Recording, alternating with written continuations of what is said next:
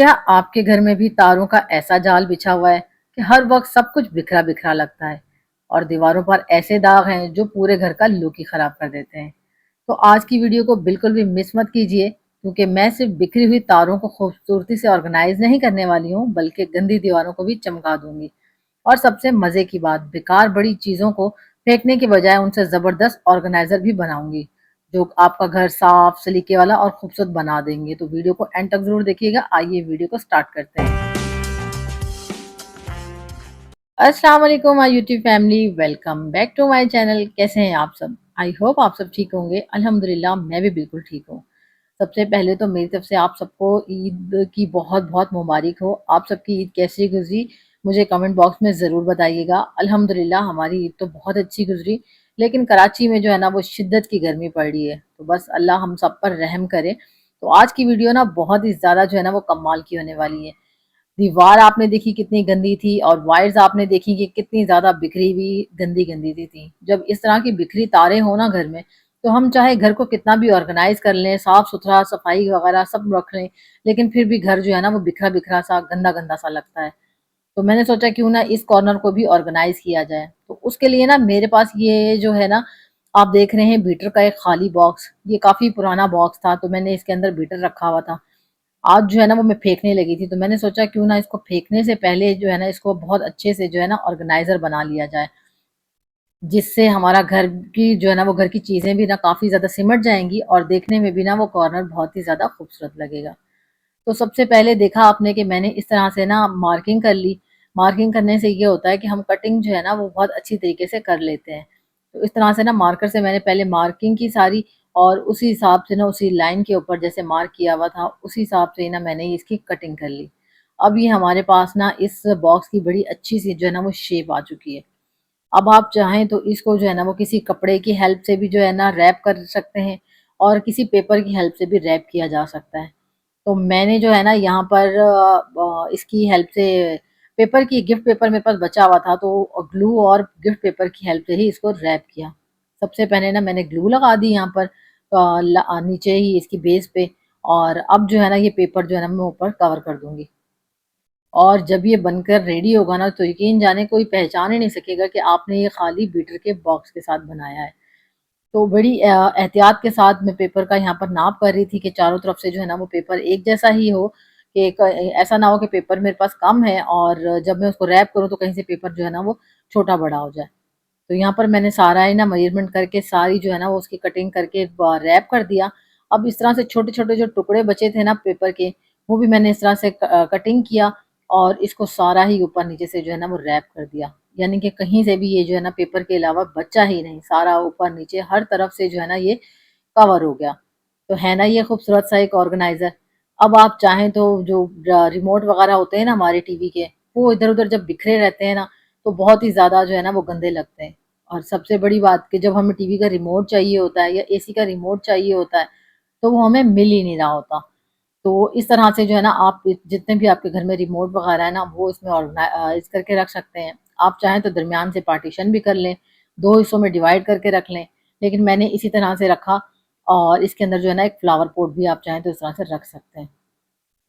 अब नेक्स्ट जो है ना मैंने जो दराज से जो है ना वो कुछ ऑनलाइन शॉपिंग की थी, और ये कुछ जो है ना मैंने वॉल के लिए, वॉल को ऑर्गेनाइज करने के लिए मंगाई थी।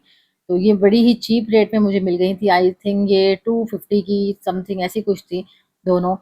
तो ये जो है ना इसके साथ बड़े अच्छे से हुक भी आपको मिल जाते हैं। इससे जो है ना वो काफ़ी मजबूती से जो है ना ये लग भी जाते हैं, और ये शेल्फ बहुत ही मजबूत और अच्छी क्वालिटी की थी।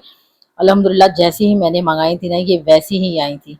अब मैं क्लियर जो है ना आपको इसके हुक और इसके साथ जो स्क्रू वगैरह दिखाए अभी दिए गए थे ना वो मैं आपको दिखाती हूँ। लेकिन इसके साथ जो स्क्रू दिए गए थे ना वो तो काफ़ी छोटे थे, कि या तो इसके अंदर लग सकते थे या फिर वॉल के अंदर। तो ये वाले जो है ना ये मुझे बड़े लेने पड़े थे। बाकी ओवरऑल ये जो है ना बहुत ही ज़बरदस्त जो था। अब सबसे पहले जो है ना यहाँ पर हस्बैंड से ड्रिल मार्किंग करवाई थी, ड्रिल किया उन्होंने। और उसके बाद जो है ना इस तरह से छोटी छोटी सी लकड़ी के पीसेस लेके ना वो उन्होंने दीवार के अंदर इस तरह से हथौड़ी से जो है ना वो लगाए। अब इसके ऊपर जो है ना हम शेल्फ लगाएंगे। मैंने एक पहले भी वीडियो जो है ना वो आप लोगों के साथ शेयर की थी कि किस तरह से जो है ना ये पूरी शेल्फ बनाई जाती हैं और लगाई जाती हैं वॉल के ऊपर। तो वो वीडियो भी मैं ना अटैच कर दूंगी कि मैंने किस तरह से वो वॉल घर पर ही तैयार की थी और बहुत ही कम पैसों के अंदर। तो इस तरह से मार्किंग करेंगे और अगर हम फिर जो है ना ये सारा कुछ लगाएंगे ना, तो फिर हम बिल्कुल भी जो है ना वो हिलेगी नहीं और इधर उधर जो है ना वो नहीं, यानी कि डिसबैलेंस नहीं होगी।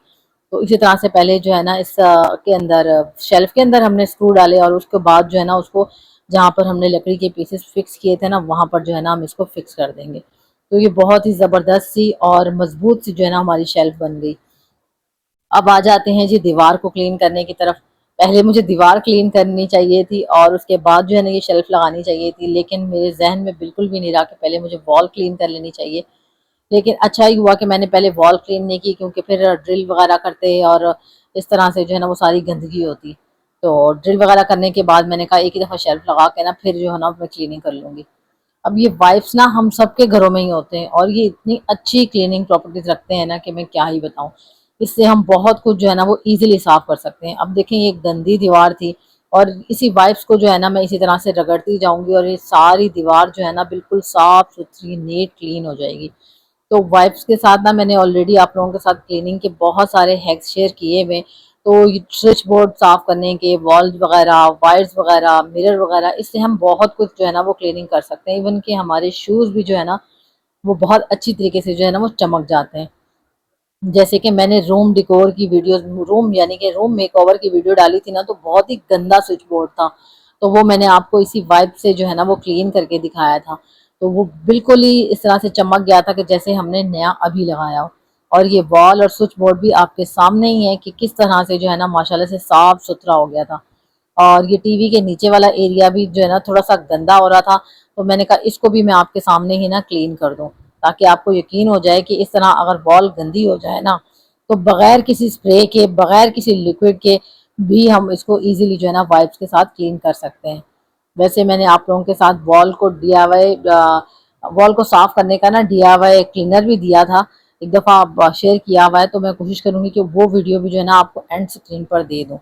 तो देखें देखते ही देखते जो है ना वो वॉल भी सारी जो है ना वो क्लीन हो गई है, चकाचक चमक गई है। और इसी तरह से जो है ना अब हम इस वॉल को जो है ना पूरा ही डिकोर करेंगे, यानी कि इसका लुक ही चेंज हो जाएगा। शेल्फ भी लग गई हैं, वॉल भी क्लीन हो गई है। अब आ जाते हैं जी इन वायर्स को जो है ना वो सेट करके रखते हैं। अब जैसे कि ये शेल्फ लग गई है ना और सारी जो तारें इधर उधर बिखरी हुई थी ना, उनको इस तरह से जो है ना मैंने टेप से रैप किया और शेल्फ के ऊपर से गुजार के ना इस तरह से स्टिच लगा दिया। और ऊपर जो हमने डीआईवाई किया था ये आ, हमने बॉक्स सा जो बनाया हुआ था, यानी कि उसके अंदर सारे रिमोट आ गए और सारी जो है ना चीज़ें यहाँ पर मेरी अल्हम्दुलिल्लाह सेट हो गई। तो पहले आप देखें कि इसका जो है ना वो कितना गंदा लुक आ रहा था वॉल का, और अब देखें माशाल्लाह से किस तरह से साफ सुथरी नीट एंड क्लीन हो गई है। इसी से मैं वायर्स और इसी से ही जो है ना मैं सारे चार्जर वगैरह भी क्लीन कर लेती हूँ वाइप से ही, बहुत अच्छे जो है ना वो चमक जाते हैं। तो इस तरह से भी कर सकते हैं। नेक्स्ट आइडिया मेरा वायर्स को छुपाने का ये है कि आपके पास जो है ना इस तरह से चमकीली टेप होती है, यानी कि जो कलरफुल सी होती है या प्रिंटेड टेप कह लें, पता नहीं उसको क्या कहते हैं। बहरहाल इससे भी जो है ना हम वायर्स को ना अच्छी तरह से रैप करके ना तो इसको भी खूबसूरती दी जा सकती है। आई होप आज की वीडियो जरूर पसंद आई होगी। पसंद की आई हो तो वीडियो को लाइक करिएगा, शेयर कीजिएगा, चैनल को सब्सक्राइब करिएगा। फिर मिलूंगी। अल्लाह हाफिज।